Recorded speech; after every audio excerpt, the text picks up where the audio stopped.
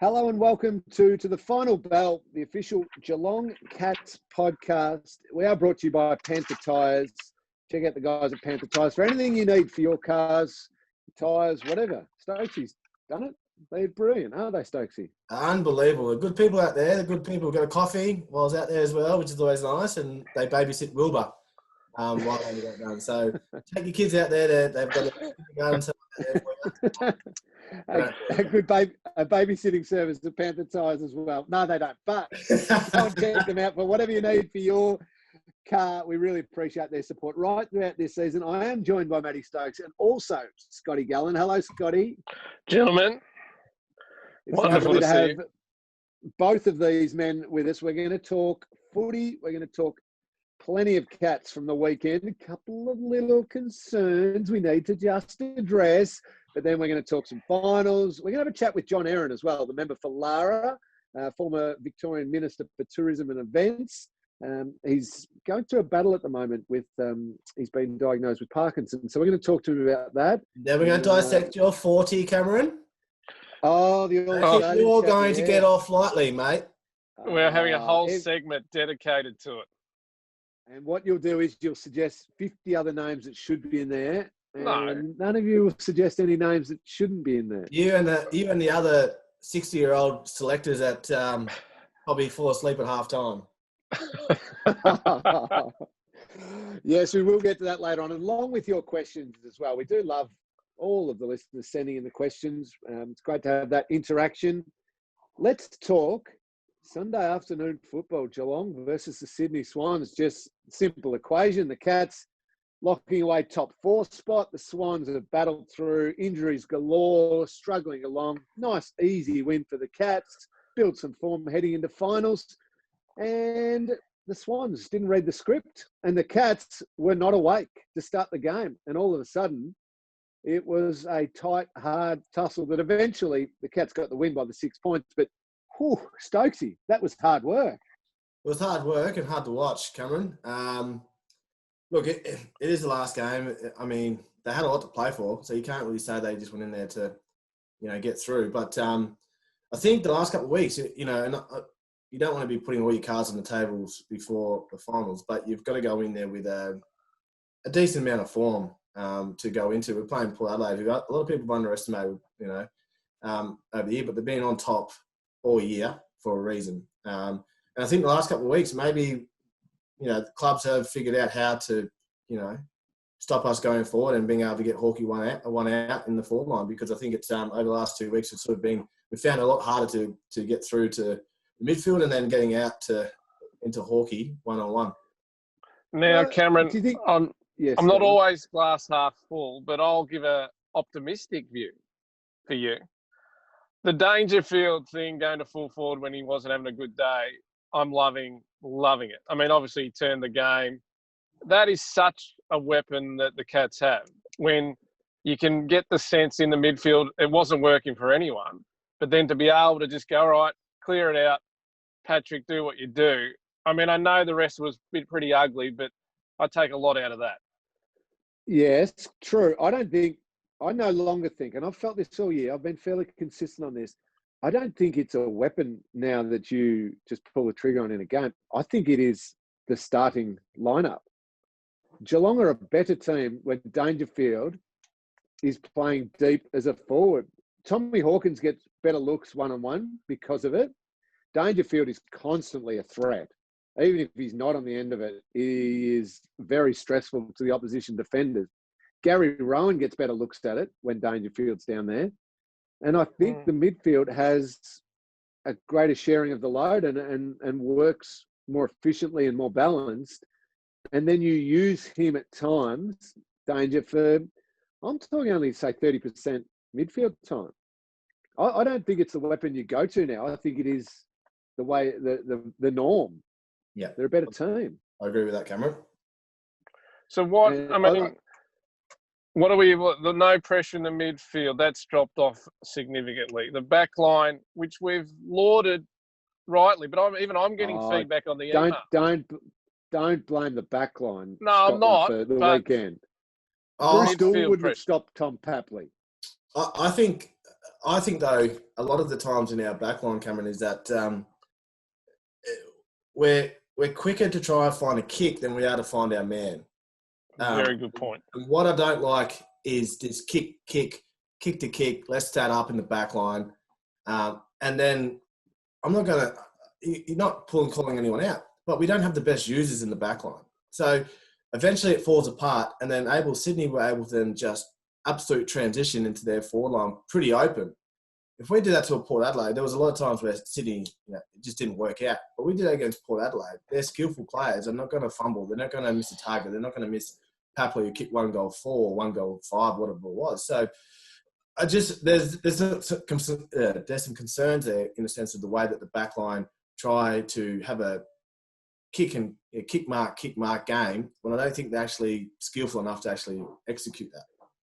I agree totally with that, Stokes. I don't. That kick mark game, when Geelong were playing their best football throughout this season, and the time where I got so excited, and it is rare for me to get so excited.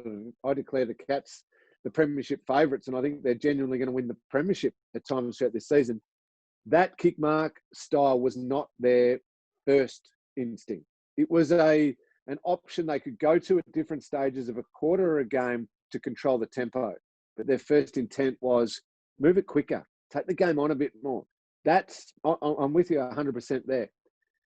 However, to defend the defenders a little bit, that midfield on the weekend was absolute subpar as far as their ability to defensively transition, their ability to stop the Swans controlling the ball, the ability for the Swans to just open us up. That was awful through the middle of the ground. Agreed. The Swans, they looked as though they were a top 2 team slicing through a team who was 10th on the ladder, not the other way around. Yes, I agree. The style of play from defence, I like it a different way. But gee, we need to be so much better through the middle to stop what you're talking about. You're spot on about Port Adelaide.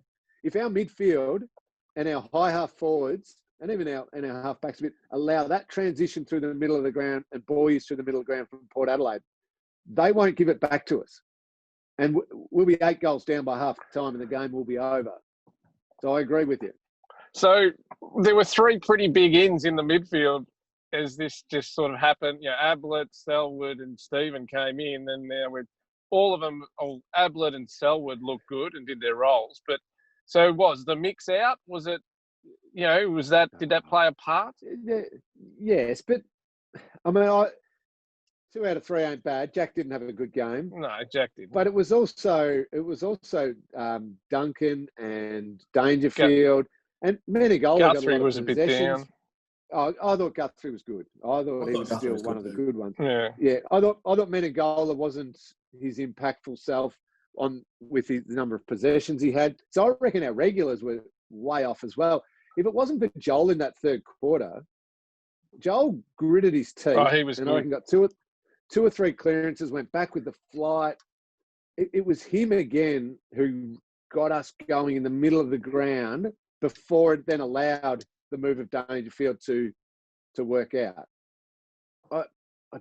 It shouldn't always have to be one of the greatest captains and greatest players ever in Joel to do it. Others, far earlier than that, should have gritted their teeth and said, no, this is not the way we're going to finish off our home and away season.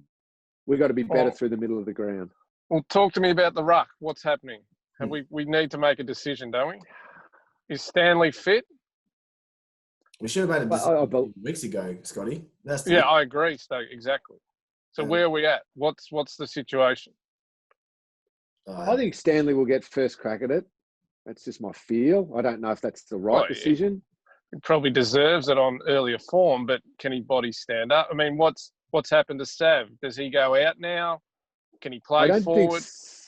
I don't think Sav completely locked away a spot again on the weekend. I thought the week before against Richmond in a bad game for the team, Sav took a step forward. I don't think he took another step forward against the Swans. Yeah. And can I bring up the use of Mark Blitzapps? He did the wing and he did a bit of Mr. Fix-It again, but had minimal possession. I mean, what are we thinking coming into a final series? You send him back, or is he Mr. Fix-It? And we run the risk that he doesn't impact the game. I know gone too far with the experiment of Harry Taylor and Lockie Henderson backline holding it up. I think if you were going to make the change, you made the change 2 or 3 weeks ago. You've kind of locked into that now. You've kind of locked into that. They're your key post. I do feel sorry for Mark Blitzhouse, and I love Blitz, and I'm really glad that you guys put him in a 40 because there is no one in the competition that can do what he does in so many different positions. But I feel like he's our one part that's just lost. He should be our lock and concreted into a position, and then the team should be working around him. We shouldn't be trying to find positions for two fellas who will come into the end of the crease. And this is not about Harry or Hendo because they played bloody amazing. And Hendo surprised me more than anyone. But he's nearly the best fullback in the competition. Yeah. That's the dilemma. I think I'm with Stokes in the confidence in them will be, okay, against Port Adelaide last time, they handled it beautifully. Harry beat Dixon. They had this plan. They knew predictability that it was going to Dixon. I'm worried that Kenny will have seen that. Kenny will have understood the Cats played it perfectly and Port Adelaide played it badly. There'll be something else thrown there. So I suppose I've slowly come round because of Hendo and Harry's form this year that Blitz can work as that. Blitz is still, I know he doesn't have a set position, Stokesy, but he's still the glue that holds the whole team together. So his transition movement from the wing, his ability to go in the ruck, his ability to get forward and all of that actually glues a lot of the team together. It allows defenders to be more proactive. They set up their, what I think we used to call it the web or the zone, or that sort of formation. Blitz is still crucial to what they do. I worry that Port Adelaide go really clever in that forward line, and Port Adelaide are able to move the footy. That Harry gets caught one-on-one with Dixon with no support, but then some of those smaller, creative Port forwards could create a little bit of havoc, and maybe then Blitz is called on to get back, but then where do you move Harry or Hendo to?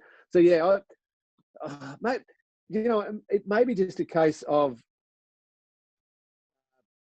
what looks to be bad worry of what may or may not happen in that first final. They've been bad the last 2 weeks, the Cats. Let's put it that way. But so now we start doubting what's been working so well for them throughout the year. The peak of their powers was that week where they fixed up Port and St Kilda, Port in Adelaide. So there's got to be a bit of a warm, fuzzy feeling. They know how to play that ground, that opposition. You'd hope that plays a factor in feeling better next week. They're going playing them in the season and going and playing them in the first final. Yeah. Complete different makeup of that. And I think Kenny is a bloke. And congratulations to Kenny too. The team finishing top. Genius. Well deserved, Kenny. I just think he's a genius coach. So he would have studied it. Obviously, over the last couple of weeks, they would have known that they're probably going to be coming up to Port. The way you beat Geelong, if I was a coach from another opposition, how can you expose the back line? How can you get your back line not to be going off your man to then go help out Hendo or go out Harry and trying to isolate Dixon? Because if you can get Dixon one-on-one, he won't mark it every time, but he'll bring the ball to ground. Then you've got Robbie Gray, you've got Rosie, you've got some really good young Zach players. Butters, yeah. Exactly. I mean, you've got to put Butters in there because you're all Australian. You're onto me today, aren't you? But, that's what Kenny would be doing, and that's what they're if they can get through this, they're one game away from a grand final. So the amount of work that would have been going into how to expose that back line. Yeah. And which is bloody hard because they're all good players and they play well together. But when they don't, it falls apart pretty quickly. What about the little man? He's you know him better than everyone else, you two, but he had a look and he looked nice, moved quick. He had a look about him that this month's going to be pretty interesting for him. I don't think the Cats don't win that game without Gaz playing. He was some of his body movements and little. I noticed Stokesy, and it might have been the goal he kicked, or it might have been another one where he ended up passing. he had that low centre of gravity explosion away from a pack, which I haven't seen for a little while. It got me very excited. Takes you back to 2008 when he was just unbelievable. What a lot of people will be going, well, we're kissing Gary's bum here, but the reality is, as an AFL player, the ones who are clean, the ones who can put their teammates in the right position, are the ones who are the most valuable. So Gazza might only had, I think it was 15 or so possessions, 15 to 18 possessions. But every one of these possessions were able to put his teammate either out in a position that they're better than he was, or in a position that we could go forward without having too much pressure. And it's just, that stuff is what you pay the big bucks for. They're the guys that you need in your team, because in a final, the guys who fumble, the guys who look up and have a glance, they'll get found out, where people like Gary, there's a reason why he's one of the GOATs, is because he's as clean as they come. Yeah, and Stacey, it's a good point you make about ability to, with his kicking and his handball, to set a teammate into a better position. And come finals, as you know, the opposition you're playing are always so good in a final as well. It's the reason they're there. So they defend even quicker. They shut down something. If a play's unfolding, their ability to shut it down quicker than a home and away game is there. So if that ball is given out to a player in some space and it's slightly behind them and they have to hesitate a second or so, that allows the opposition to scramble, get set, the player breaks down.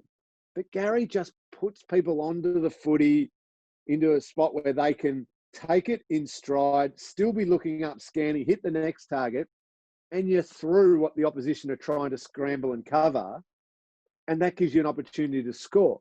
It's a crucial thing. It sounds so simple. Of course, you want to kick to a teammate in a better position, but only the really good players in the heat of finals can do that. And Gary showed glimpses of doing that on the weekend. Now, of course, he's got to do it for another whole month. But it's not a case of us just loving Gary blindly. You see things and you go, yeah, that makes everyone else on the field better for Gary having been there. We've talked a little bit of the negativity, but there's one person we need to give a bit of love to. Mr. Tommy Hawkins, Mr. Coleman himself. Oh, yeah. Coleman, he's done it. How fitting is it? Tommy. I mean, he's the most unselfish pull forward you find. He's won Geelong's goal kicking. He won a flag by himself in 11. You two. Hey. You helped a little bit. Calm down, but Scotland.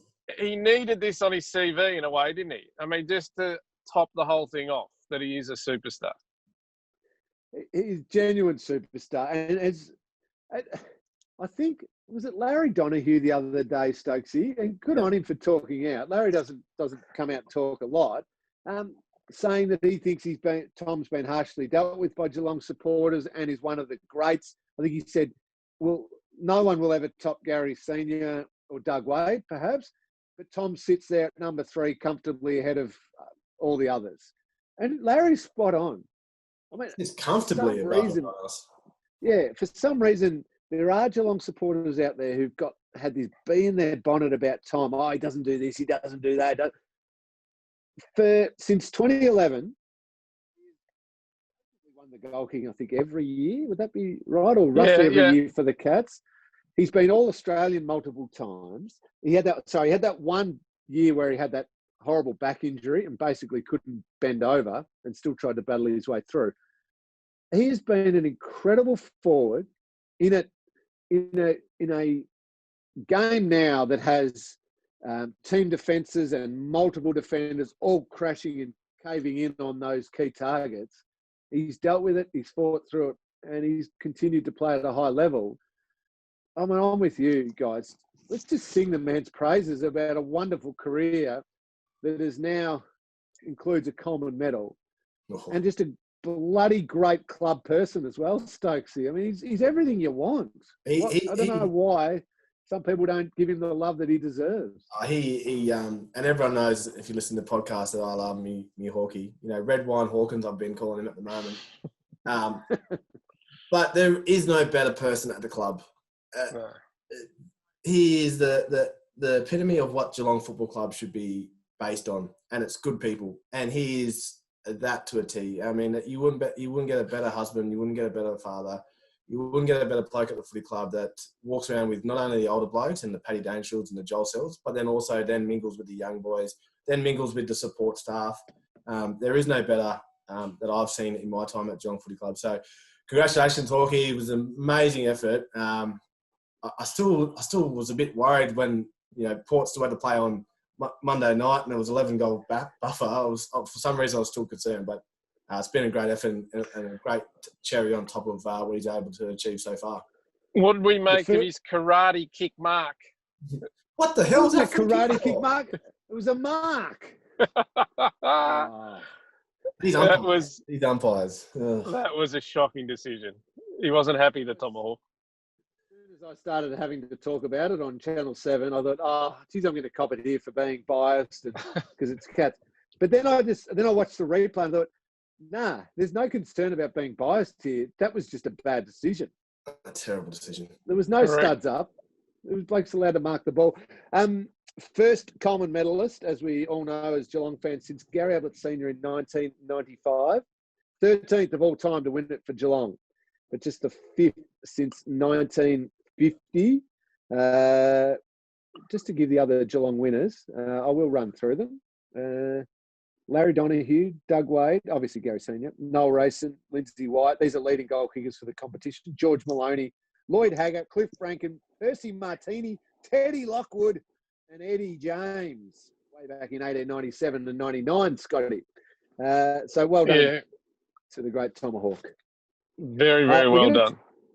We've got to take a break. I want to get to some questions later on. John Eren's just about to join us. Did just get a little nugget dropped through.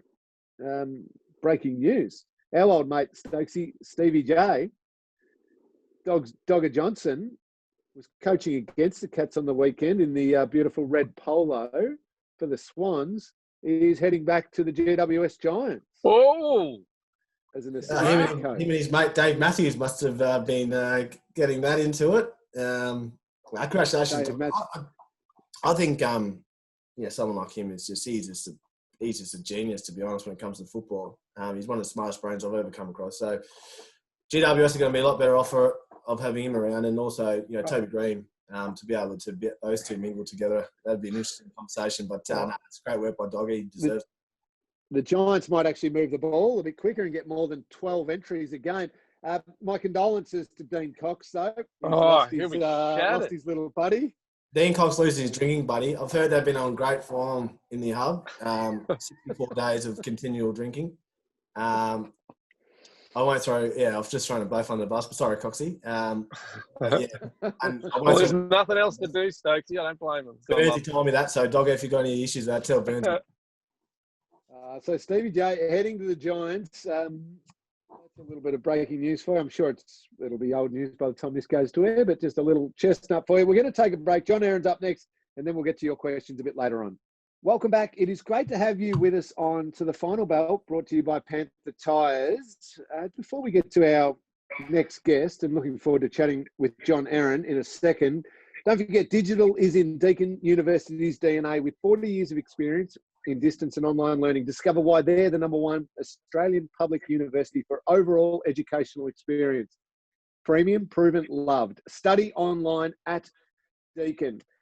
Now, as I mentioned before, we're going to be joined by the member for Lara, and also, most importantly, a lifelong, or we say nearly lifelong, supporter. Nearly lifelong.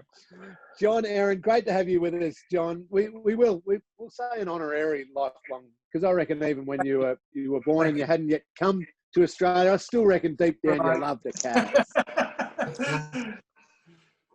Thanks very much, Lingy and Stokesy and Scotty, for having me on this podcast. I know that you've got many dedicated fans out there, and why wouldn't you? I mean, what an exciting time, earlier on, a few months ago, we didn't even know whether we're going to have an AFL competition.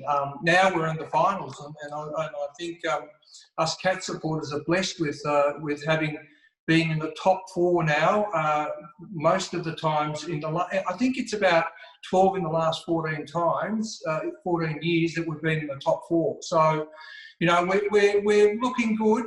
I can't say that we're totally confident, but I think we've got Port Adelaide's measure, and we've got some really good talent coming back in, and you know, I'm a big fan of the Cats, and they're all wonderful in their own right. But I've got a particular liking to, I don't know whether it's the red hair, but Gary Rowan is a champion for me.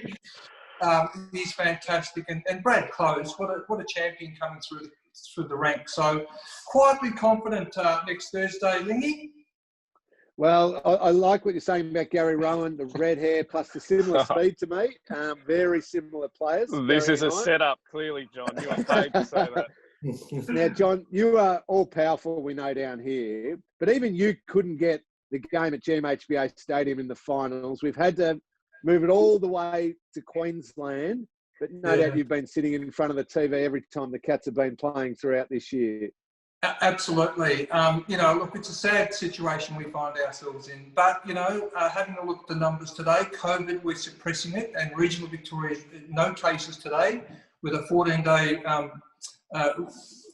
sort of like a rolling count of 14 days. In the last 14 days, there's been 1.1 cases. So which is fantastic. It means that we can open up sooner, but it's not going to be for the finals, obviously. But you know, I did the contract for the grand final to be played at the MCG until 2057. So I mean, I'm really devastated that we can't have it. But now we've extended it for one more year because of what's happening this year. But you know, we are the footy capital. We created the game, and we deserve to have the games here. And I look forward to it next year, obviously.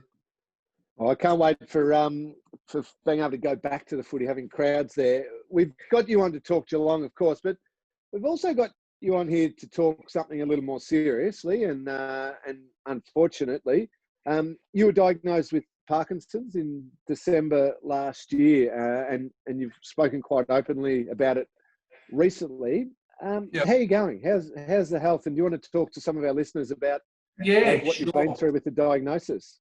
Look, it was devastating to find out that I've got Parkinson's, and obviously Parkinson's is a degenerative neurological disorder which progresses year by year, and each individual has a different reaction to it, and depending on its aggressiveness and progressiveness. And you know, leading up to the diagnosis, I knew there wasn't something quite right with the body, and the body's a unique thing. It's like a well-oiled machine until it goes wrong. You know, as human beings, all we do is put food down one end and dispose of it down the other, and the rest happens naturally. And we take it for granted. Our health and well-being is taken for granted. But COVID has brought our attention focused in on our personal health and well-being, and obviously the health and well-being of our loved ones as well. So leading up to this diagnosis, I had a bulging disc in my neck.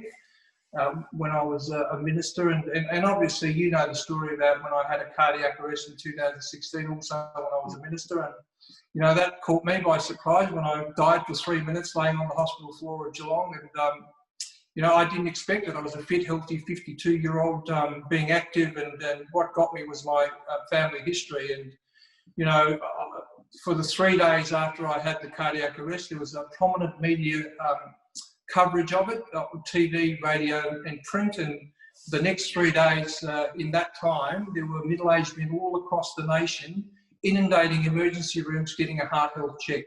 And I thought, you know what, that's what this is about. I'm going to turn a negative into a positive for the wider community, and shine a bit of light on some of these diseases that are affecting our communities. And that's exactly what I thought about Parkinson's, and you know, that you don't have to suffer in silence. There are support network services that are available for people with Parkinson's and also their families and carers.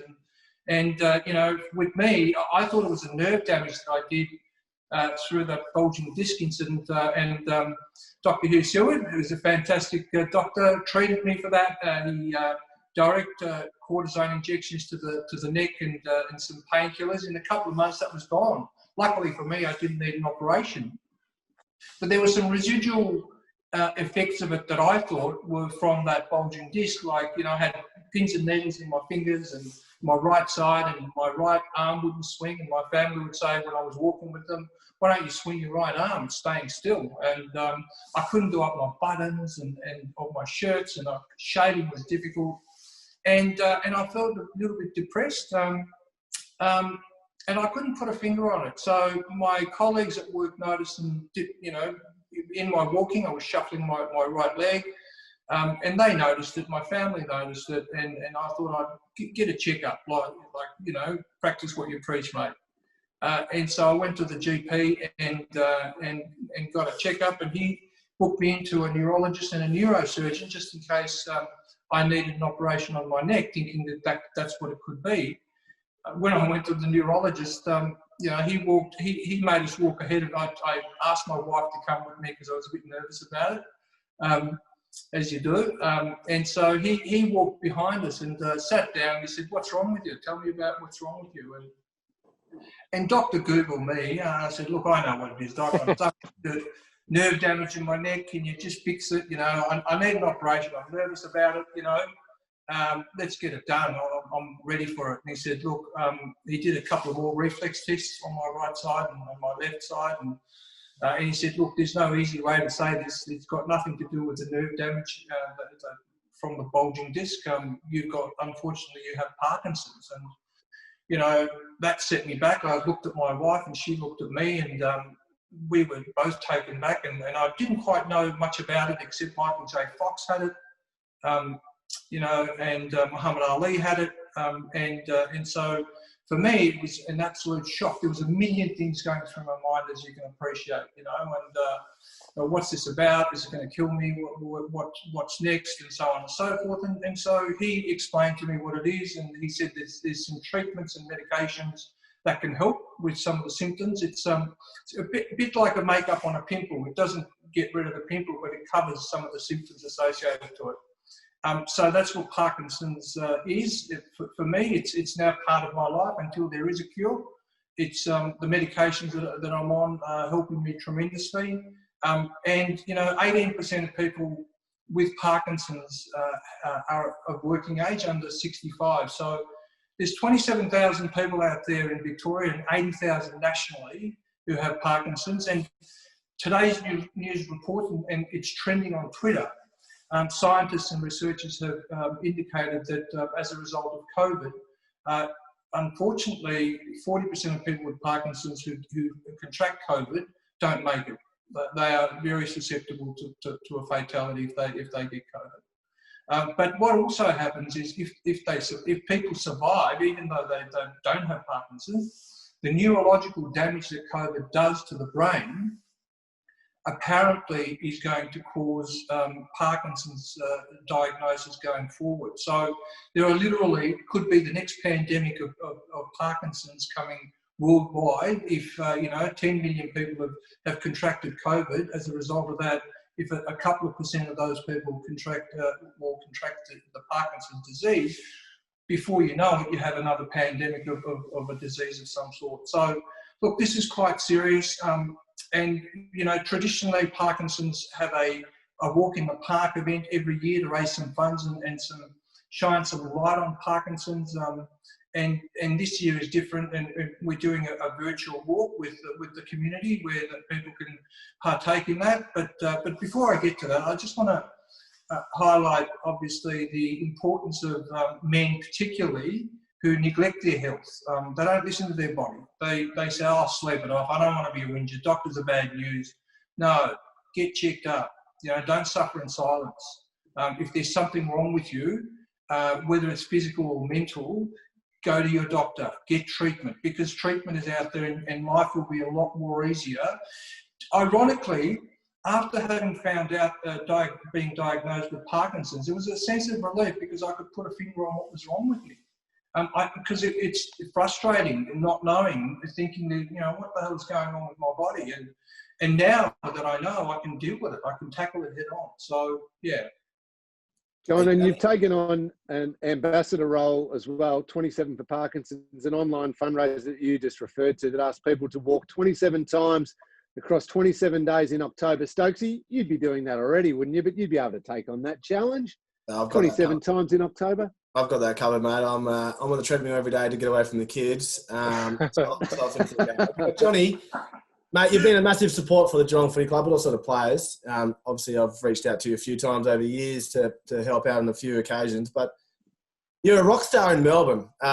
Let's just talk about a little bit of the way that you gallop around the events in Melbourne. One particular time I'd like to bring up is the day that we were at the F1s in Melbourne, and it was myself and Joel Selwood and Tom Hawkins. I think Harry Taylor might have been there.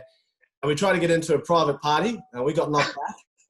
And then all of a sudden, this little European man comes out, taps us on the shoulder, comes with me, boys, and goes into the private parties. How are you turned into the Mr. Big Dog of the Melbourne scene, Johnny? Look, they were the good years, and clearly in my time as the Minister for Sport and Tourism and Major Events and Veterans, of course, which was a fairly active portfolio, and I think there was in 1 year there was about 1,000 sporting events that I could have attended, but. Having said all of that, it's all a legacy that I hope that we've left in that time as a minister, that we've done so much for sport and recreation. And I'm looking forward to that $105 million redevelopment of the 5th stage of Cardinia Park, and that's going on tremendously. And I can't wait to actually go to a game when that's completed, when we've come full circle. And I call that the MCG of regional Australia. And we should all be proud of it. We should all be proud of what's been achieved, and certainly, I'm proud of my Cats, and I'm proud of my footy, and I'm proud of the way that we've grown the major event side of it as well in terms of this state. And look, we're going through a tough patch at the moment, Stokes. There's no question of that. But once COVID is done, we will get back to being the sporting capital, the major events capital, the theatre capital, and the jobs capital. We will do all that, but we're just going to get over this COVID stuff. But they were fun times. I recall them times. Surely you're going to have a wing named after you on this stadium, John, because can you remember when Cookie and that first approached you way back when this project started? Because it's taken a lot of turns, and the government support's been crucial. Look, I don't mind. I mean, there are greater people than me out there, mate, Scotty. And it's not about getting your name on the project. It's just about being a part of it. And for me, there's nothing better than to be a part of something so special for the Geelong and the state. And for me, that is my name recognition on there, because I know personally the hard work that went into not just me, but collective in terms of making this a reality. And it's fantastic. It's we're going to have so many great events at that stadium, not to mention increased amount of games, and hopefully a final at Cardinia Park.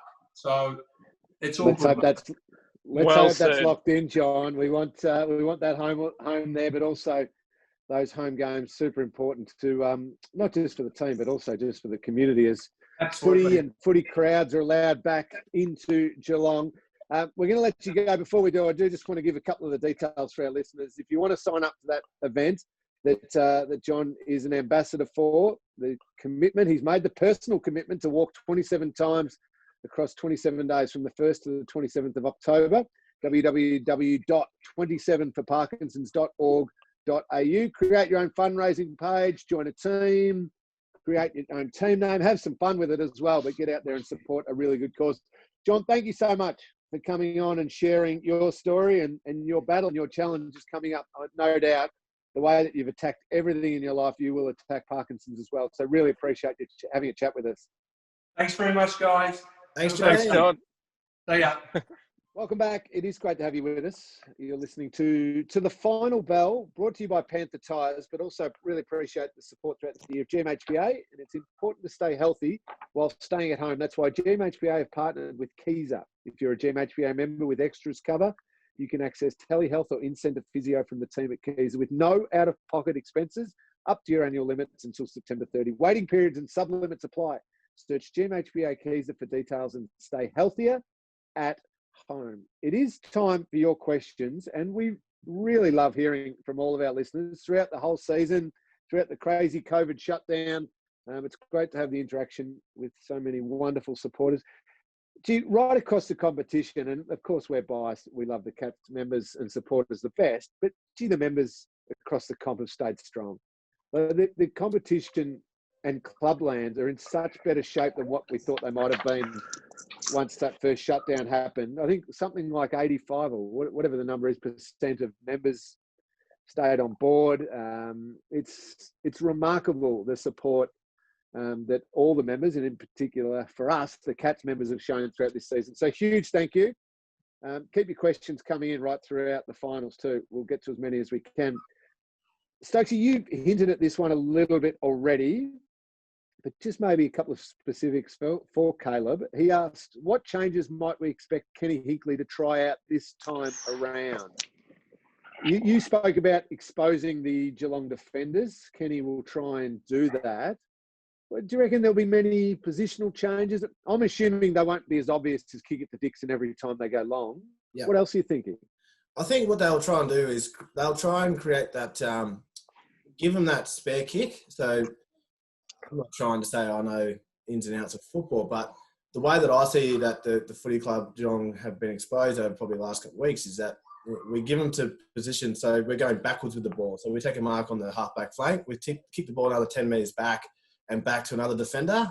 And then we give it to a position where we just kick it down to a contest on the half-back flank or the wing, and it's a shotgun rebound from the port into an open forward line. I think where our back line is so good at is when they can control the speed of the ball coming into the forward line and being able to help each other off their own mans to be able to. With Port, I think they've got too many dangers. They've got too many weapons in that forward line. All you have to do is say Dixon and Gray. Gray is a phenomenal player. Obviously getting a little bit older, but Jesus Christ, Adelaide Oval, first final, the ball gets to ground, we're in trouble. And Tom Papley showed that on the weekend. Mark O'Connor's been a hell of a player this year, a hell of a player. So for Papley to be able to get off that chain and be able to kick one goal 4 or 5, that just shows you that if you can get it into an open forward line, you're going to be able to get some shots on goal. Stokesy, don't sell yourself short with your ability to analyse the game. That was perfect, because what I noticed with Richmond, and Sydney did it at times too, is they invited Geelong that first kick to go backwards, and maybe even the second kick to go backwards. But the second that it went backwards, that's when they then came and pushed up hard onto Geelong. So they couldn't go backwards and then once forward and then just work it down and control it all the way. It was allow that one, and then bang, let's close up on them now. And then there's only one option then. It's kicking long to a contest, but from a position that's further back than from where you started the original play. And unfortunately it breaks down. So spot on, Stokesy. Hopefully, Caleb, that one answers that question for you. Tristan asks, and Scotty, maybe as a slightly less biased observer Correct. of the game on the weekend. I'm a neutral observer. Yeah, Stokesy and emotions get high at times. Tristan Correct. asked, what's everyone's biggest concern coming out of the Sydney game? Well, my concern, it's in the head, the attitude of this team. Like the Richmond, and I'll come to Sydney. Richmond game, they were negative in their attitude. They were almost scared, didn't take the game on, and then Richmond just played with them. Sydney was sloppy, why are we here, sort of trudging around. Again, mindset. That we know the way to play. They've seen it. They've done it this year. My biggest concern is the negativity and the fear of losing rather than go out there and win. That's the problem with this group. We know what's happened the last few finals campaigns. That's their biggest hurdle. They have to be positive from bounce one. Port Adelaide's got a backline can be exposed as much as Geelong. So why don't you hit it with everything? That's what I'd be selling this team all week. I like the sounds of that, Scotty. Throw in something else with Port Adelaide. They will be on to the fact that Cleary cannot be caught in a one-on-one with Tom Hawkins. It might be Jonas this time around. So they'll be looking to come third man up every single time on Hawkins, given what he did to them last time. So start Dangerfield and roll in dangerous spots. Yeah. So get the ball flying down there, which can create the one-on-one, but also, have other weapons up there. And that probably leads into Joel's question here, which I think I've covered. Jump in if you want to add anything else to this, guys. But Joel asked, thoughts on playing Paddy Dangerfield forward in the first quarter against Port? Joel, absolutely. Absolutely. Even if it was nice. You know what I loved? Was Danger's goals on the weekend, his marks, were old school, starting on the last line, full forward, just flat out leads. And everyone who had the ball within 70 or 80 of goals just looking up. Old school Jason Dunstall leading out, just bang. Gary Ablett Senior, bang. It was old school full forward play from Danger. A bit more of that would be nice. I think also with that too, the extension of that, Cameron, is just trusting your players. I mean, I go back to Clarko, Clarkson. I don't like referring to Hawthorn on this podcast, but he always trusted his players. So Cyril went there, Puppy went through there, Bruce went through the midfield. You still had the best midfielders of all time in Sam Mitchell, who was an absolute gun. You had Jordan Lewis. You had, even in the earlier days, you had Chance Bateman. You had Hodgie go through there, Sean Burgoyne. But he always had made sure that Poppy was in there, Cyril, like I said. What happens when we go bad is we always resort back to we think's always worked. But what's got us to a position that we're so dangerous is having trust in Atkins, having trust in Parford. All these have to go through there and just allow them to do their job. Do I have to shout this from the rooftops, or is it just already given? And maybe I shouldn't accept that it's just a given. Tom Atkins must play in that Geelong team in finals. I agree. He makes so many other players better. If he's physically ready, managed, whatever they called it, he has to play. Because whatever the hell they want to call it, he plays. They lacked the pressing, Him and Close weren't there. There was a distinct lack of urgency around that side of the game. It's no coincidence. At different times, and it's on your point, Stokes, about trust. The Bulldogs game coming back, Atkins went on ball. Now, he's not a 35 possession a game player. He doesn't just accumulate nice little possessions and everything like that. When he wins it, they're impactful because they're 50-50 balls that he turns into his ball, dishes out a creative handball, and away we go. Or he's creating absolute havoc for the opposition. Tackle, chase, hand in, tackle again, bang, bang, bang. Doing all this work that others either aren't as good at or don't really want to do, to put it bluntly. He does it. They must get him back in there. That's my rant. I agree with that, Cameron. Amen. Last one here is from Emmy. And we might have touched on it a little earlier, Emmy, but maybe we just go back to it again. Scotty, you've usually got your ear to the ground. Will we see Stanley again this season? I said he'd get first go if he's right. Is he right, Scotty? I think I think so. The week's going to help him. So I would envisage he's usually pretty good fresh. That's the go. Play Stanley. Sav misses out. But I think the belief is he'll get up. Okay. Good news there. Hopefully that answers it, Emmy. We think we will see him again, and more than likely in that first final against Port Adelaide, which is Thursday night at the Adelaide Oval. Next week's podcast, we'll do a bit more of a deep dive on that game and preview it. But righto, guys, I got the stack hat on. Hang on. The 40. Oh, congratulations, first of all, to Brian Myers, named in the best 22 under 22 team. Good news for him. The Jack Henry? No, nothing. No. The All-Australian 40 was announced. The team will be announced on Thursday along with the Rising Star. Congrats to Scotty Pendlebury, voted best captain by the players. I think Dane Rampey was most courageous. Caleb Sarong, best first-year player. So awards are starting to happen. Stop studying. 40 All-Australian Stokesy. Who you got an issue with? There's a few. I think the one glaring out of our team, and he didn't have a great game on the weekend, but Mitch Duncan out of the 40. I think if I was to rank those group of players, I think they all thoroughly deserve the top 40 out of our team. But I think he's probably the more important out of Menegola and Guthrie.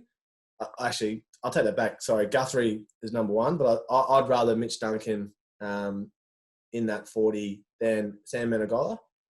Not taking anything away from Sam Menegola on this at all, but I'm just trying to say that in a team that it's all about if you can hit targets and you can open up. Tom Hawkins wouldn't have the year that he had without Mitch Duncan. That's what I'm saying. Yeah, agree with that. I had to fight and scratch and claw to get 5 in the 40. I was pushing uphill. I had him briefly, I reckon, in the 40. Yeah, Mitch Duncan.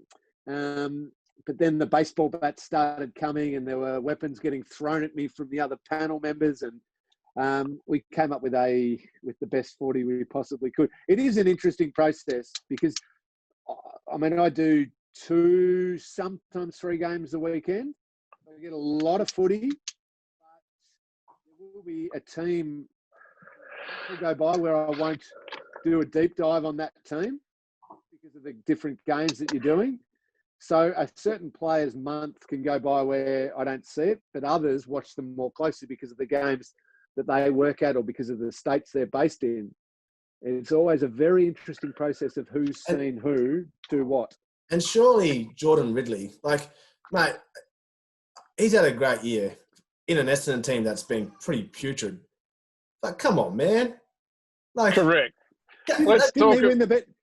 Didn't he win the best and fairest for the Bombers? Oh, and that's Bombers. Thank you. Appreciate what you've done for me for my 1 year, but that was a year from hell. No one played well in that team for the whole year. They pretty much were borderline disgraceful, some parts of it. And you put a 20... The second half of the year was disgraceful. The first half of the year, they were still in finals contention. Oh, come on. Come on, Cameron. Continuing that theme, Stokesy. What's that? Hawthorn. Continuing your theme, Jack Gunston. Hawthorn had the year from hell. Jack Gunston. He came runner up in the Coleman. Jack Gunston. No, he didn't. He came third, sorry. What? Well, that doesn't mean it's not all about stats, Cameron. It's about impacting games and results. Who else have I got here, Cameron? It's not Jack Gunston's fault that nobody else could play in his team. Nick Haynes is there on reputation. Oh, Nick Haynes. He's there on reputation, Cameron. Hang on. Now, Jack Gunston. Tom Hawkins wins the Coleman on 42. Charlie Dixon second on 32. Yeah. Jack Gunston third on 31. He's a goal behind Charlie Dixon. So who cares? Look at the impact he had on the results of games. I can sit in the goal square and get a couple of... It's not his fault he hasn't got any other players. It's not a rite of passage that the third goal kicker gets in the All-Australian 40. You know you're wrong there. 31 goals for a year for a forward that's a target isn't anything to hang your hat on, Cameron. Well, Charlie Dixon kicked 32. Is he in your team? He impacted games. He won games. He changed the way they played. Nick Haynes is there on rep. Stokesy, agreed? Yeah, I agree. Tom Jonas? Oh, he's there making up numbers for the ladder leader, isn't he? Hopefully he's not in that final 22. Zach Butters? Zach Butters. Who? Nah, I'm with him. I like him. He's a nice player. He's a good player, Stokesy. Every in the best forward players in the comp. Can just do what the other forwards don't want to do. You know, Tommy Hawkins doesn't want to mess up his hair and he's beautiful looks. You've got to have someone to grub.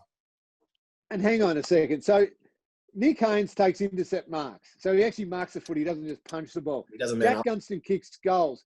Zach Butters kicks goals and plays forward. Well, you don't want any player actually plays attacking instinctive footy, Scotty. You just want a bunch of dour defenders. Cameron, you know I'm all about excitement, but I'm all about... Hit the boundary. I'm not all about going with reputation and just picking people to keep clubs happy. I pick people on merit, not statistics. Andrew Gaff, talk to me about him. Have him in the 40. Yeah, happy to have him in the 40. Okay. In the 40 in place of the 4 or 5 names you've said shouldn't be in there. I'm with Gaff. I think he should be in the 40. But also, too, I look at the small forwards. Obviously, I played small forward as my career. So I look very strongly that some of the numbers that you have in there, they got those goals over probably about a 6-week period. So I think All Australian should be a consistent output of a high end for at least 16 of 18 games. You've got... Okay, forget... hang on, let me finish, Mr. Ling.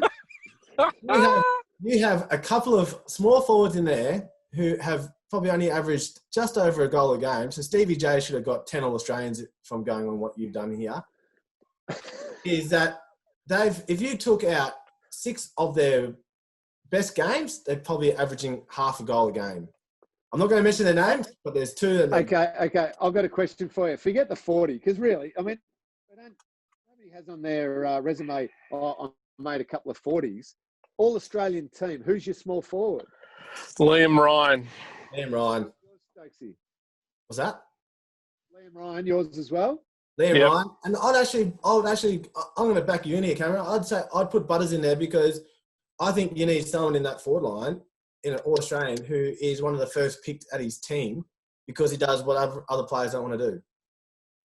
And then you can fill it up with a Danger, a Dusty. Dusty, Petrarca, all those guys. Oh, geez, that'd be a nice half forward, wouldn't it? Danger and Dusty played such big chunks of time forward this year, so they would certainly be in that conversation. Okay. I'm hearing some nice feedback here. Matt Taberner. Okay, he kicked a goal in every game for a while. Fremantle finished 13th or something, 14th, wherever they finished. Matt Taberner. Yeah. Okay, who would you have in ahead of Matt Taberner? Well, I don't know whether you know. What are your forwards? Dixon and Hawkins are locks. Who else do you need to put in as a tall forward, just for the fun of it? No, you still got to get your 40, Scotty. Aaron Norton. Oh, well, he's going to... Correct. Aaron Norton should have been there, clearly on ability only. I think I'll go into bat for you a little bit, Cameron, with Taberner and Gunston. Now that I'm really thinking about it, to be able to contribute the 28 to 31 goals for both those two in shit teams is a fairly good effort. See, I can't believe coming round. He understands it. You turned. Stokesy's point's a good one. A 30-goal season going back a few years ago when Stokesy running around and Stevie running around and go, it's not a great return. Stevie would have been 28 All-Australians.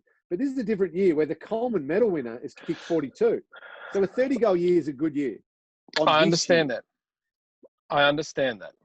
Still doesn't have to be in squads. I'm only too, Cameron. I wouldn't imagine how hard that, and even just dealing with Jacko. I mean, I dealt with Jacko for a couple of weeks in bloody New Zealand. That was hard enough. So to fight with that bloke over him and his love for the Western Australian boys would be an absolute nightmare. So Jacko, stuff off, mate. Jacko comes armed with his notes from the Eagles and the Dockers, and he knows that the next 12 months of his life are either really easy or really hard, depending on who he gets in the All-Australian team. So he fights hard. He's good at it. He'd only spend his whole time on the boat going abalone diving. So he didn't watch any games of football. Any other ones you got issues with? Oh, no. Well, who's going to win the Rising Star, Scotland? Well, it should be Matt Rowell, but he's not going to, because he'll get the most Brownlow votes. Can we just let the kid be a kid too? Like, I hate the way the Gold Coast is sort of... Oh, no. It's a bit much, isn't it? Who's going to win the Rising Star, you two? Sarong will win it. Stokes? Yeah, Sarong, yeah. I'm with Scotty there.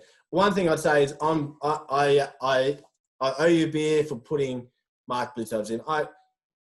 For a bloke who plays in so many different positions and the impact that he's had on our club, whether he makes the final 22, I believe he should. I'm a firm believer that there is no one that can have an impact like he does on the team from an array of different positions. So, Cameron, I know you would have fought hammer and tongs for him, so thank you. Thank you. You're welcome, Mathew. You're welcome. I sort of got you around a little bit. Scotty's just being stubborn. He wants 10 blokes taken out but won't offer anyone coming in, which is rare. I've got to keep you blokes in check. I'm sure next week, on next week's podcast, we will be previewing the Cats Port Adelaide final. We will know the final team by then. The boys will unleash on me. We'll know the Rising Star winner. We'll have a good indication when we record it of what the Cats team will be. So we'll have plenty to talk about on next week's podcast. Thank you to all the listeners for the questions. If you want to support John Eren too and help the fight against Parkinson, please jump on the website and join in that fundraiser. Scotty, thank you. Stokesy, thank you. Enjoy the weekend off, gents. Will do. Will do. Thanks, Cameron. We will be back next week.